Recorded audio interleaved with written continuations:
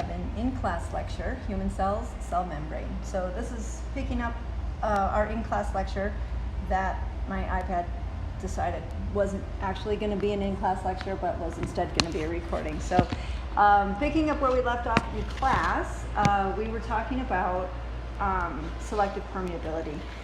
So in the notes, I'm on letter C, selective permeability, which is on the top of page 5. So let me just zoom to that in the slides. Here's your little review of what we did in class. Boom, boom, boom. Okay. Okay, so we talked about functions of the cell membrane as a unit. The first one we talked about was maintaining an electrochemical gradient. Is that the first one we talked about? And we talked about, and here's a diagram that shows that. So we'll talk about this in a little more detail. What we're seeing here is a cell membrane, and we see, what we actually see is that purple protein that's embedded in the membrane is actually what's called the sodium-potassium pump. And that's the thing that works in a lot of cell membranes to maintain that electrochemical gradient. So what that electrochemical gradient is, and what that means is, it means the proper concentration of ions outside the cell compared to the proper concentration of ions inside the cell. So it's not just concentration of ions in general, but concentration of specific ions. And so cells set those concentrations up very specifically, and then use that setup for various things. So that is, conducting electricity across the membrane is one thing that electrochemical gradient is set up for, and other things. Okay, so that was a little review. We did that in class. Selective permeability is where we left off.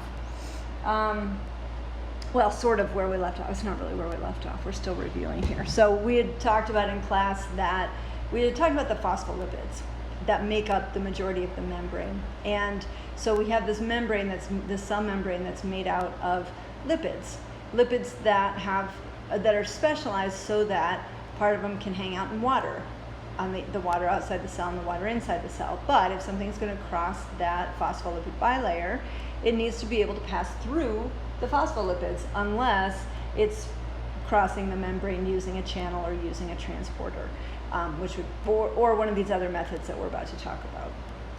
So selective permeability basically means that the cell membrane is permeable, meaning things can cross it, but it's selectively permeable, meaning that only certain things can cross it, and it can change what it's permeable to by making changes in itself. So anything that is lipid soluble or small or neutral in charge can cross the phospholipid bilayer without an issue. So very small molecules, such as gases like oxygen and carbon dioxide, can pass right through. Those are also neutral in charge, so they're small and they're neutral, so they can pass through the way a breeze can blow through a window, a screen, an open window has a screen on it, can go right through without a problem, but bigger things can't get through that screen. And something that's lipid soluble also can get right through. So for instance, fat soluble hormones are things that communicate with cells, but unlike the water-soluble hormones that need to find a receptor outside the cell, lipid-soluble or fat-soluble hormones go right through that phospholipid bilayer, and they find actually receptors inside the cell that they interact with. So fat-soluble hormones are a good example of lipid-soluble molecules that pass right through the cell membrane without a problem. Okay, but if something is not lipid-soluble or not small or not free of charge, not like free, but if something is an ion and it has a charge to it, or if something is large, or if something is water soluble, and we still need to get it across the membrane, now we're going to have to do something to get it across. We have to use a channel or a carrier protein to get it across the membrane, in which case we still can get it across just fine as long as a channel is available or a carrier protein is available and open, because those aren't always all open all the time. So sometimes certain ones are closed, and that would be called a gated channel. and they're only open after they interact with a specific messenger, like a hormone, for instance. Then they'll open up, and then substances can come through, but they might be closed other times. So that depends on the presence of and availability of channels or transporters to get those other molecules through. Okay, so now,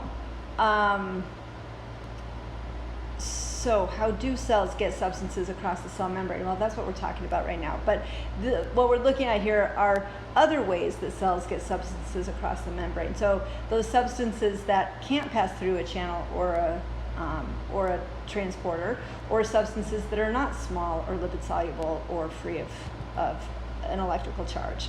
So we have two categories here of ways to get things across a membrane.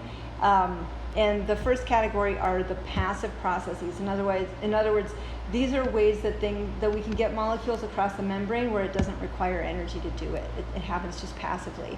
So some of these things we're going to see, especially in the passive processes, we're going to see things that are going through the cell membrane because they are permeable to it.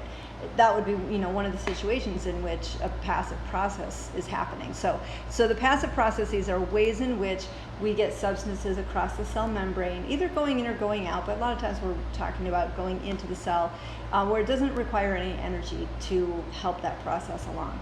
Okay, so diffusion is the first way that things cross the cell membrane, and we've seen diffusion before. Diffusion is just the movement of water across a membrane, and actually, believe it or not, no, sorry. Osmosis is the movement of water across a membrane. Diffusion is just the spreading out of a molecule. So say we have small uncharged molecules like we see here. Say it's oxygen molecules, okay? So they're small, they don't have a charge to them, and they're in high concentration outside the cell. Diffusion is just when things spread out naturally. It's things obeying the law of entropy, which means they go to a place where it's less concentrated. They spread out, they become less organized. So what we see here is the passage of time. As we move to the right, we see the phospholipid bilayer across the middle, also known as the plasma membrane or the cell membrane, and the extracellular fluid is on top of that membrane, or is outside, but that's depicted here on top, and on the bottom is the cytoplasm, so inside the cell. So as time passes, as we go to the right, those small uncharged molecules that we see all concentrated outside the cell in the beginning start to diffuse across the membrane, and they'll continue to diffuse until there's an equilibrium, until there's an equal number of them outside the cell as inside the cell. So that's diffusion. Diffusion doesn't take any energy to get stuff across the membrane. Easy peasy. All right, osmosis, this is the one I started to say that one was. Osmosis is the movement of water across the membrane. So actually water can go right through the phospholipid bilayer. It also can go through channels, and more commonly, in larger quantities goes through channels, but it can go through the membrane, partly because water is a small molecule, and it's kind of debatable about whether or not it's a charged molecule. It's not an ion, but it is polarized. But it being polarized, it actually is attracted to part of the phospholipid, and so it can attract to part of the phospholipid. It's small enough to slide through the fatty acid part of the phospholipid. So water actually can pass through the cell membrane, but it doesn't pass through, it doesn't gush through or anything. Otherwise, the cell membrane would be kind of pointless. But it can move across the cell membrane. And what water will tend to do is, essentially, this is water doing essentially the same thing that we saw with diffusion. So we could think of this as, on the left, we have water more concentrated on the outside of the cell, and on the right, we have the water less concentrated inside the cell. But really, what the more accurate way to look at this is, outside the cell, on the left of the diagram here, there's a lower concentration of solutes, of some specific thing that is dissolved in the water. And on the right, inside the cell, we have a higher concentration of that solute. So what water wants to do is equalize that distribution. So water wants to flow across the membrane until those dissolved molecules that are on the right inside the cell, that they are as dispersed in the water as they are outside the cell. So the presence of those molecules will attract water in until there's a water equilibrium across the membrane. So that's osmosis. And so that's the movement of water. And so it doesn't take any energy to do that. Water will just flow across the membrane slowly, but it will do it in an effort to equal out the distribution of the solutes in the water. Okay, so that's our second passive process. So the first one was diffusion, second one is osmosis, third one is bulk flow. Bulk flow is the diffusion of large quantities of substances from a region of high pressure to a region of low pressure. In other words, it's essentially like diffusion, but it's a stronger, faster process because because the concentration of a substance is much higher on one side of the membrane than it is on the other side of the membrane. What we're looking at here in this diagram is the respiratory membrane. And so what that is it's the cell membrane of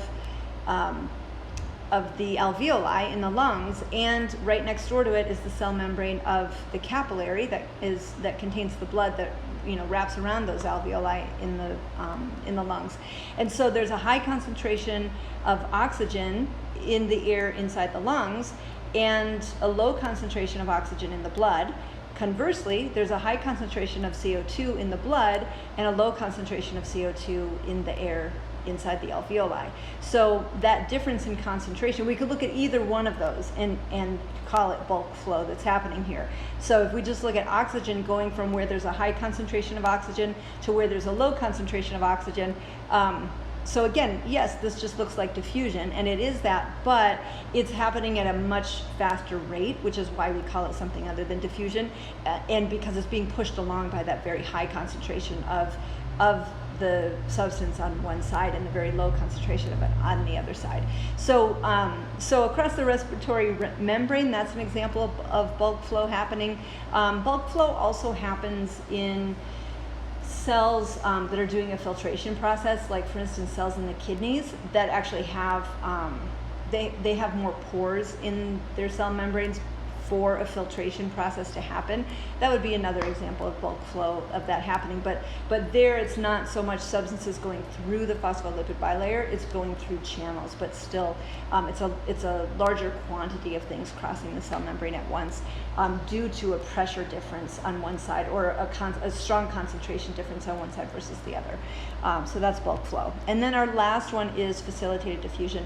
And all facilitated diffusion is diffusion of substances that actually need to pass through a channel protein to get across the cell membrane. So they can't go through the phospholipid bilayer, but say there are channels and the channels are open and the channels are available, then things will just naturally flow from an area of higher concentration to an area of lower concentration. And that's what we see here. We see an open channel protein. We see a high concentration of green hexagons outside the cell and a low concentration of green hexagons inside the cell, and so they're naturally going to flow. That's diffusion. They'll naturally flow from a high concentration to a low concentration.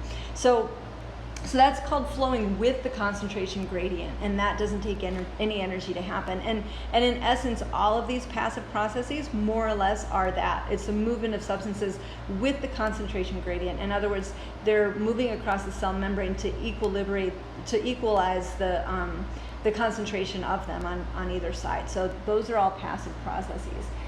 So let's go on and take a look at the active processes. So when we need to use energy to get something across the cell membrane, we typically are needing to use energy because we either are pushing something against the concentration gradient. In other words, we're taking like an ion or some substance in the cell and moving it in a direction where there already is a high concentration of it, which is not a natural direction that it would want to go. And so since we are pushing it against the concentration gradient, it's going to take some energy, some ATP to get that to happen. So we're either moving something against the concentration gradient or we're moving larger substances. I think those are essentially the situations in which we need to use energy, larger substances or larger concentrations of substances, where we're moving the whole cell membrane to move something across. Okay, so let's look at these active processes. So the first active process is called the first category is called they're all called active transport, but the first one we're looking at is called primary active transport. And primary active transport is a specific thing called the sodium-potassium pump. We actually saw it in an earlier slide, but this is the sodium-potassium pump. It is a highly specialized carrier protein that what it does is it uses ATP to run it, and it pumps sodium outside the cell and potassium inside the cell. And by doing this, what it does is it sets up this concentration gradient of a high concentration of sodium outside the cell, and a lower concentration of potassium inside the cell. So every 3 potassium ions that get pumped out, potassium or sodium? Let me start over. For every 3 sodium ions that get pumped out, 2 potassium ions get pumped in. And so the net change here that's happening is we end up with a high concentration of sodium outside the cell. So that's the sodium-potassium pump. And every time we do that exchange of 3 sodiums out and 2 potassiums in, it takes 1 ATP molecule to run the pump like that. So we can see each of the steps here in this diagram of the sodium-potassium pump. So when the pump is open to the inside of the cell, so it's open to the cytosol, then part of that protein of this pump, or of this transporter thingy, protein, is receptor sites for 3 sodium ions. So the 3 sodium ions will come along. They're naturally attracted to those receptor sites there, and there's also a receptor site available for ATP. So ATP and sodium all bond to the sodium-potassium pump. Once that happens, once the ATP bonds, it goes ahead and does its thing. It separates off that one phosphate, which is breaking the high energy bond, which is transferring its energy to the sodium-potassium pump. That transfer of energy is seen as a change in the shape of that protein. So when that protein changes shape, it closes to the inside and opens to the outside. In that process of opening to the outside, those sodium, the places where the sodium was attached, those areas of the protein, they all change shape just enough for the sodium to lose its affinity to those binding sites. So the sodium is no longer attracted to those binding sites and comes off and goes outside the cell. But also in the changing of shape, potassium binding sites have been revealed. So potassium ions are attracted in, they attach to those potassium binding sites, and once they attach there, that stimulates the release of that phosphate from the ATP, and another change in the shape of the protein. So when it changes shape the second time, the potassiums lose their affinity for their binding site. They end up inside the cell. That the phosphate from the ATP comes off of its binding site, and now the cell has rearranged its back in this, or not the cell, the protein has rearranged its back in the position that it was to start out with, where 3 sodium ions can now attach and a new ATP molecule can attach. So some cells will use up to 40% of the ATP that they produce just to run this sodium-potassium pump. So some cells use this sodium-potassium pump a lot and constantly, and specifically there's big nerve cells and muscle cells that are doing that a lot. Okay, so this is called, the sodium-potassium pump is called the primary active transport, and it's called primary active transport because it's happening like boom, boom, boom. This pump is running, and sodium's getting pumped out, and potassium's getting pumped in, and we're setting up this concentration gradient.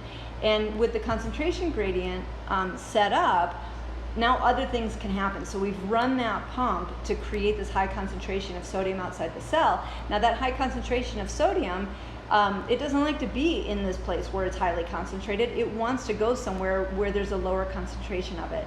And so we can pretty passively allow that sodium to rush back into the cell anytime the membrane opens up channels to allow that to happen.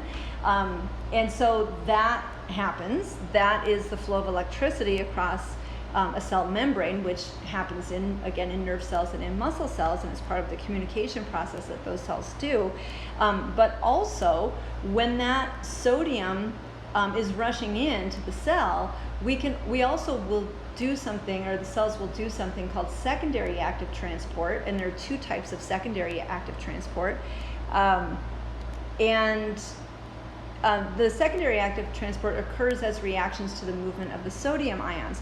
So there's symport, in which the movement of substances across the cell membrane into the cell against the what is this? Symport is the movement of substances across the cell membrane into the cell against the concentration gradient by attaching to incoming sodium. So all that means is symport is using that incoming sodium to bring other stuff into the cell as well. So we've done this active process in primary active transport of pushing all this sodium outside, and now through secondary active transport, and this one specifically symport, when sodium comes in, something else can attach itself to sodium. So now we know sodium has a positive charge to it, so a little ion with a negative charge could attach itself to sodium, and it could come in with sodium, and that would be a way that we could passively get that negatively charged ion into the cell. Okay, because the negatively charged ion wouldn't necessarily on its own want to come in, because cells do have an overall negative charge inside, which is what attracts the sodium in and what makes sodium a good thing to use for the sodium-potassium pump to set up that concentration gradient. So we can slip things in while that sodium is slipping in. That's symport. So transporting in, kind of piggybacking off the sodium that's rushing in. The other one is called antiport, which is also shown here. Antiport is repelling things out, also in response to that sodium. So when sodium's rushing in, we could take a positively charged particle that we want out of the cell, and it could repel away from that sodium because they have opposite charges and get kicked out of the cell while those sodium channels are open. So that one is antiport. Here it is. It's the movement of substances across the membrane out of the cell against the concentration gradient. So again, both of these are against the concentration gradient, which is why it would take energy to do it. But it's, the symport and antiport is actually, that's a passive part that's happening in response to that primary active transport that has already happened. So it's being repelled by that incoming sodium. Okay, so symport and antiport, we don't really see those a lot. Big deal, blah, blah. Okay, let's move on. All right, so there are other types of active transport. The other types of active transport are a category called vesicular transport. So all of the types of vesicular transport are using vesicles, transport vesicles. That's why it's called vesicular transport. And those transport vesicles are essentially a little pinched off membrane, either pinched off of a Golgi apparatus or a Golgi complex, or maybe a rough or a smooth endoplasmic reticulum that was, forming some concentration of some substance, and so now that substance is contained inside of a membrane, and that membrane is made of phospholipids, just like the cell membrane is. So vesicular transport is using a transport vesicle to move something into the cell or out of the cell, and these transport vesicles essentially are going to change places or become part of the cell membrane, or are going to be made from the cell membrane. So we'll see what I mean with this. So I think there are 4 of these that we're looking at. The first one is phagocytosis, which you've probably heard of.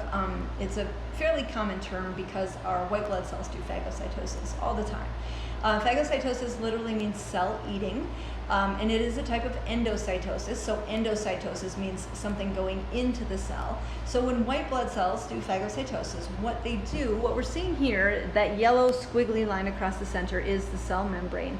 And the large particle that we're seeing above that, and that looks sort of like a kidney bean, a red kidney bean, that's a bacteria cell, okay? And our cell that plasma membrane is part of, that's a white blood cell.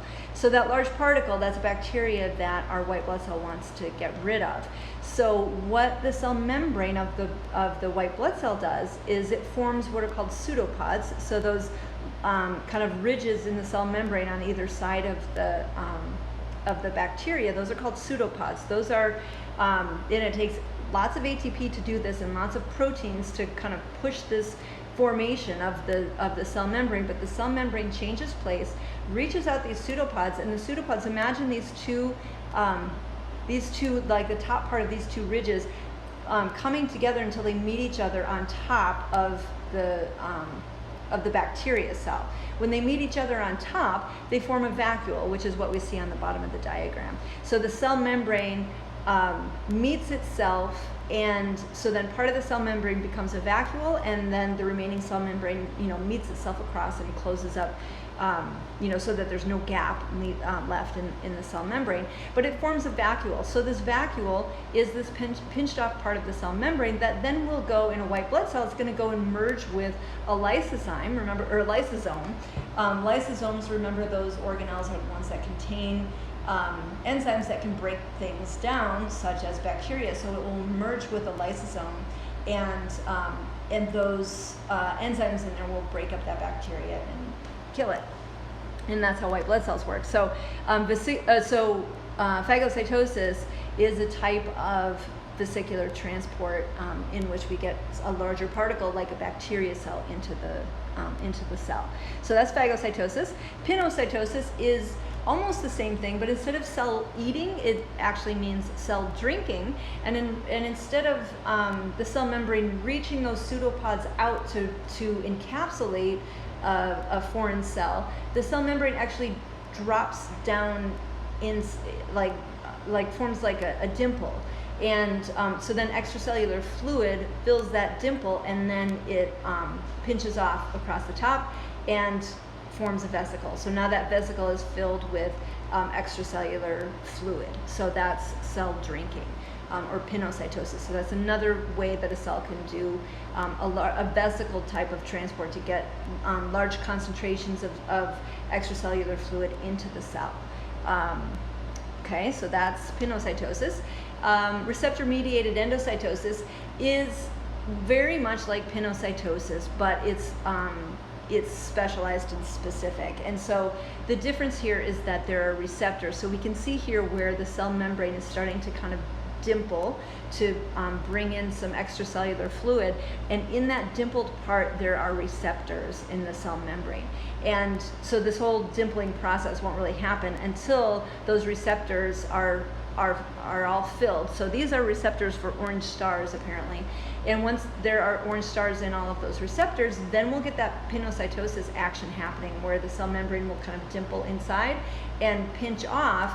And then what we see in the lower part of the diagram there is this vesicle that has been formed, and inside the vesicle we have the receptors, and we have the things that the receptors received, and we have extracellular fluid. So we've gotten this substance inside the cell, and so now, depending on what that substance is, this vesicle again will probably merge with something inside the cell and get broken down or whatever. So this is actually how we get LDL, which is low density lipoprotein. That's bad cholesterol. That's how we get it inside cells, because it's not really bad cholesterol. It's something that we do need to get inside cells, because that's how we get cholesterol in large quantities into cells. And cells, we know, need cholesterol to build their cell membranes and for other things. Like if it's a cell that's making like a fat soluble hormone, for instance, it's going to need some cholesterol to do that.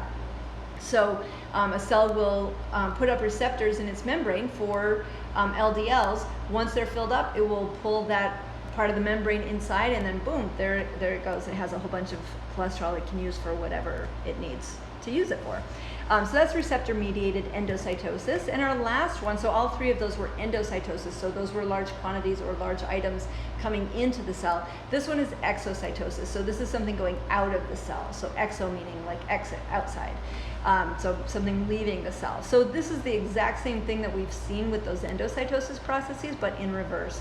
So this would be the release of something that the cell has produced. So in the vesicle that we have at the bottom of the diagram here, it's a little bit cut off, but there's a vesicle at the bottom of the diagram.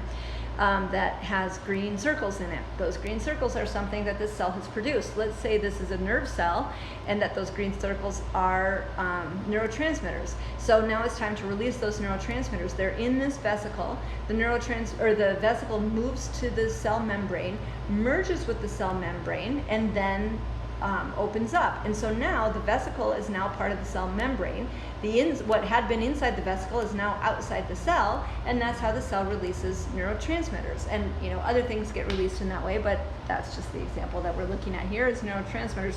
We could look at hormones or other substances that are released in this way as well. And so anyway, that's exocytosis. So it's a vesicle filled with stuff. That vesicle merges with the cell membrane and opens itself up and then spills its contents outside the cell. So that's our fourth type of vesicular transport. Which brings us to the end of this video. So in our first part of our class today, we looked at the we looked at the structure of cell membranes, which somehow is not an objective here, but it should be. And then we looked at 6 functions of the proteins in cell membranes. We talked a bit about selective permeability and the 3 characteristics of molecules that affect permeability. In other words, whether or not something will be able to cross the cell membrane. Those 3 characteristics being lipid solubility, size, and charge. And then we looked at different passive processes and active processes to get things across the cell membrane. So the passive processes were ones in which substances were moving with the concentration gradient, so they were moving where they naturally want to go anyway, either through the cell membrane or through a channel. And either very passively, or faster, like with a push of a high amount of pressure on one side. And we looked at active processes, and in those active processes we looked at the primary active transport, the sodium-potassium pump, very important in a lot of cells, and then some secondary active transport, the symport and antiport, that can happen alongside the rushing in of sodium that happens after the primary transport, the primary active transport happens. And then we looked at 4 examples of vesicular transport. So we looked at 3 types of endocytosis. So we looked at phagocytosis, pinocytosis, and receptor-mediated endocytosis. And we looked at exocytosis, all examples of vesicular transport. So your homework for this section, this is the last section the first section of class, but here you are getting it so late, but here it is. What I want you to do is draw a small section of a cell membrane like the one shown here. So on your drawing, you're going to show phospholipids, you're going to show cholesterol, you're going to show glycolipids, so you'll show all 3 types of lipids that are in the cell membrane, and then you'll show a protein. And so in this particular diagram, we see a couple of proteins that cross the whole cell membrane. And in this diagram, it doesn't, we don't know what the function of that protein is just by looking at it, but we also see some cytoskeletal proteins just inside the cell membrane as well. So show me some proteins in the cell membrane, and then list out those 6 functions of cell membranes, of the proteins in the cell membranes that we talked about. So that's your homework for this section. Okay, anything else? I don't think so, but there's this. You have the Bruce Lipton video to watch for your entertainment pleasure. You have the next video, which you maybe have watched already by now, which is on the first part of energy production, and then after that is the second one, the part 2 on energy production, in which we're looking at the electron transport chain. Okay, and then that's it for our week 7. All right, so enjoy the next few videos, and then I will see you in class next week.